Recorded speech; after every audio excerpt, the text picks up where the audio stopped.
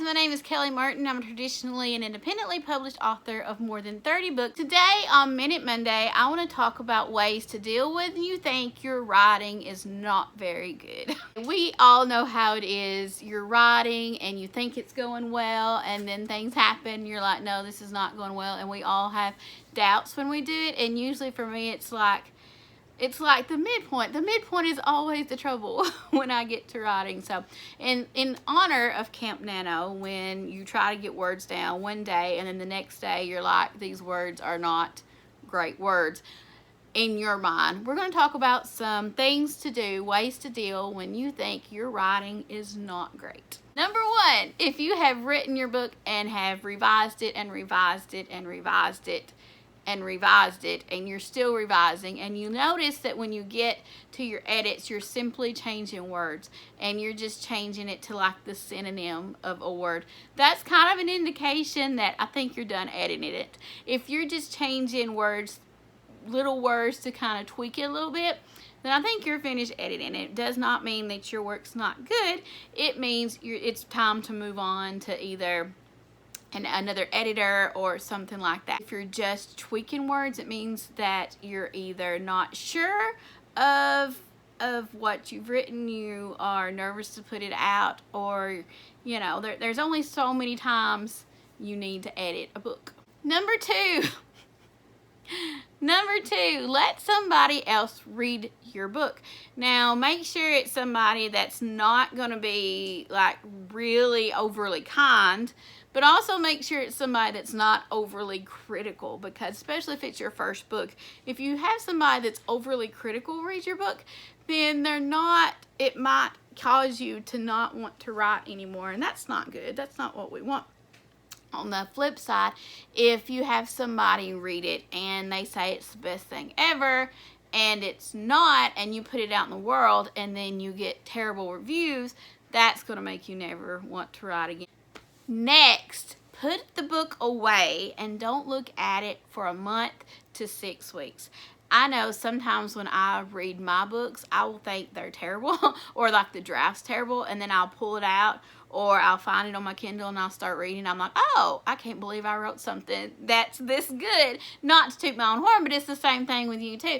I'm sure that when you get done, I think we just get tired. And it's not, it feels repetitive and it feels just weird when you write it. And then you put it away for a month to 6 weeks, and then you get back into it and you can tell that it's great, that it's not nearly as bad as you thought it was. So be sure to put it away and read back over it later. And if it's still bad, go back and try to find ways to make it better. Next is make a list of things you love about the story and things that need work about the story. Actually sit down, write a list, get your thoughts out on paper, because I know if you're anything like me, my brain goes wild sometimes and I'm like, this is not good. But if I can sit down and I can make a list of the good parts of the book and then the parts that need work, you can not bother with the parts that you love and you can focus on the parts that need help. And that way it seems not as daunting when you get into it. Because a lot of these ways to deal with it are ways to not stop writing your book.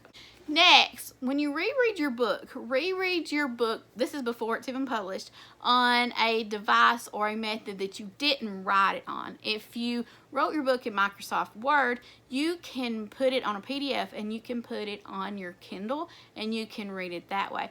That's not just to find mistakes, it's to see how well it flows, how a reader will feel reading it, and it actually makes you see things that you didn't see before when you went through it. You can also do that with an outline. You can kind of outline things that happen in the story and see if they make sense when you actually go through it. But listen to it. Some people listen to it on audio, some people read it on their Kindle, some people have their Kindles read it to them. That way you can hear and see things differently, and maybe it'll trigger a different part of your brain or a different reaction than just looking at that white Microsoft screen constantly. That's all my tips, but what I do want to say is you will always find mistakes. You will always think there is something wrong with your book. You will always most likely think your writing is bad, especially if you're a writer. We tend to think that. You will always find mistakes even when you go and look at your published books, but that's with every book. It's not just self-published books. It's not just indie books. I know you have found some mistakes in traditionally published books, and it happens. It just happens. So be kind to yourself. Don't overstress. Don't, especially when you're doing Camp Nano and you're just trying to get through the words, definitely don't stress during Camp Nano. These times are times to just pour your story out and to have fun with the draft and just be creative. And that's why I love Camp Nano, because you can be creative and you can take the doubt and you can take the frustration off when you do that. But it can also add to the frustration because you have to hit this word count every day, or this writing hours every day, and you need to figure out how you deal with it the best. And sometimes it can add a lot of stress, a lot of extra stress to the creative process. And if that's bothering you, and if it's something that you're dealing with, don't think that your writing is bad because of it, because a lot of times the anxiety will make you think your writing is bad when it's not. So some other takeaways are: do your best, hire an amazing editor, have beta readers, and lastly, be brave. Writing and publishing is a very brave thing, because you're putting something from your head out into the world, and that's scary. But you have to be brave, and eventually you have to be like, okay, it's time to put it out in the world. I've done everything I can to it. It's fine.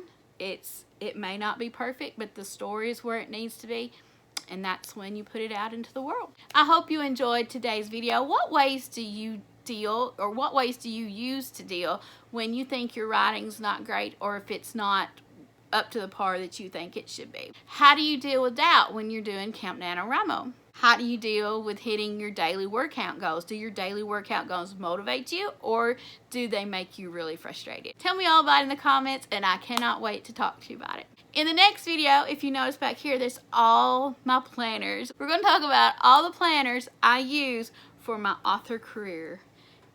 There's a lot.